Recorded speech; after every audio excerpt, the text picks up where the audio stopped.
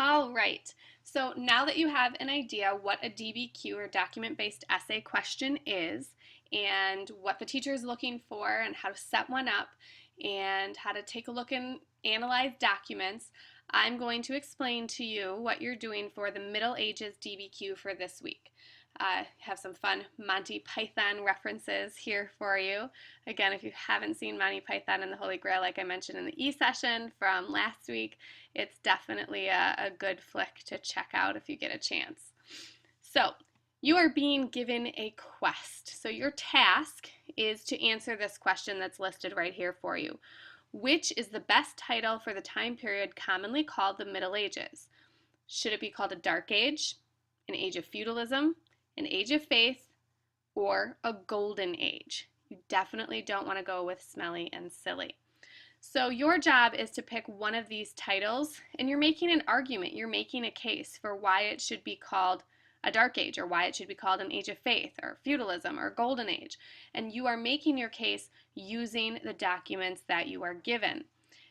So if you're thinking to yourself, okay, I remember going over how to set this up, but here I have a clear outline for you. You have to start with an introduction, just like you do any other essay that you guys are used to writing. But it has to include a thesis statement that answers the question. Okay, so let's go back real quick. What's the question? Well, the question is, which title is the best title for the time period commonly called the Middle Ages? So in your introduction, you may want to give a little background info. What is the Middle Ages? What is that time period? And then you're going to jump right into your thesis statement where you're going to say, according to research, or probably you don't want to reference the documents yet in your thesis statement, but you just want to make your point clear. The best title for the Middle Ages is, let's say, Age of Faith, and you're going to give at least 2, but preferably 3 reasons why you think that.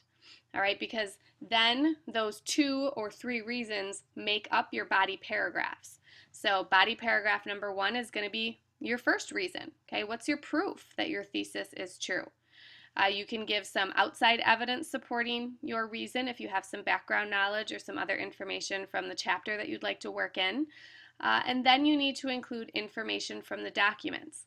And like I explained in the last screencast, you need to analyze the documents. Don't just summarize. You need to talk about why did the author have that viewpoint, or how does this document prove that your thesis statement is a valid argument. And then you're going to do the same thing. What was the second point that you made in your thesis? What was that second reason why you said it was an age of whatever? Then you talk about that, you flesh that out. This is where you add all of your details, all of your supporting evidence and analysis in body paragraph 2. Then, if you had a third reason in your thesis, you do the same thing in body paragraph 3, and then you finish with a nice, neat conclusion. Restate your thesis, wrap themes up. Okay? So, again, here's the question. Which label for the Middle Ages best describes the era between 500 and 1400 in Europe? And you have to pick one. The Dark Ages, the Age of Faith, feudalism, or a golden age of Europe. Now, this brings us to the documents. And this is where, if you're going to just watch the screencast versus opening the Google Doc, which has the documents in it, pause the screencast, analyze the documents, think about them a little bit. Document number 1, the first thing we always want to do when we look at a document is check out the source line. All right, so this is right here up top. It gives you some background information.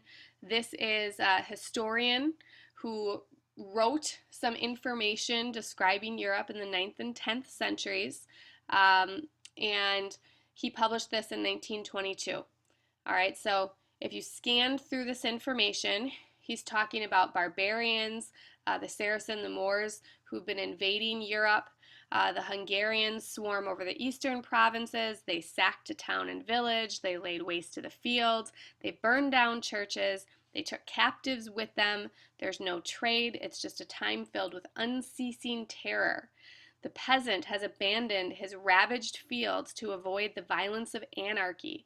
The people have gone to cower in the depths of the forests or in inaccessible regions, or have taken refuge in the high mountains. Society has no longer any government. So as you think about this document, what I want students to do, figure out, what does it support? Does this support a dark age? Does this fit as evidence saying that it was an age of feudalism? What about age of faith? Is there any mention in here about the church or religion? Or is this a golden age, amazing accomplishments? All right, so in your head or on some notes that you're taking on a piece of scratch paper and a Google Doc that you have going, document 1, associate it with one of these titles. Then we go on to document 2. This is an homage oath, okay, an oath of loyalty that's taken by a man named John of Tulle. We don't have a date on this, but we have a little bit of information. I, John of Tulle, make known that I am the liege man of the Count and Countess of Champagne. I will aid the Count of Champagne in my own person, and will send to the Count and Countess of Champagne the knights whose service I owe to them for the fief which I hold of them. Remember, fief is a piece of land, right? You'll hear that term, fiefdom. So what does this show for evidence? Is this a dark age, an age of feudalism, which is a system of loyalties and exchanges that was going on, like I talked about in the E-session for week 11? Is this an age of faith? Is it a golden age? All right, so make a note of that. Then we go to document 3, an invasion of England. Okay, read through it. What category does it fit? Then we have a different type of document. We have a chart here that shows obligations from the vassal to a lord and from a lord to the vassal. So kind of the exchange back and forth, what each is giving and getting. What title does this support? We go on to document 5, okay, an excerpt describing the Middle Ages from the medieval period. This is a book from the National Council for the Social Studies. This was published in 1964. And then you see here, we learn that an age once traditionally described as dark had remarkable vitality and exuberance. Even at its worst, it performed the function of guarding, frequently by accident and chance, the knowledge and treasures of what had come before. But even more, it was creative and inventive and transmitted to later ages great riches of its own.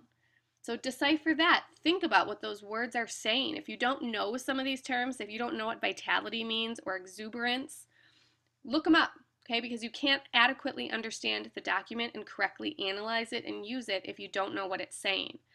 Once you understand what it's saying, figure out which category it fits under. Document 6.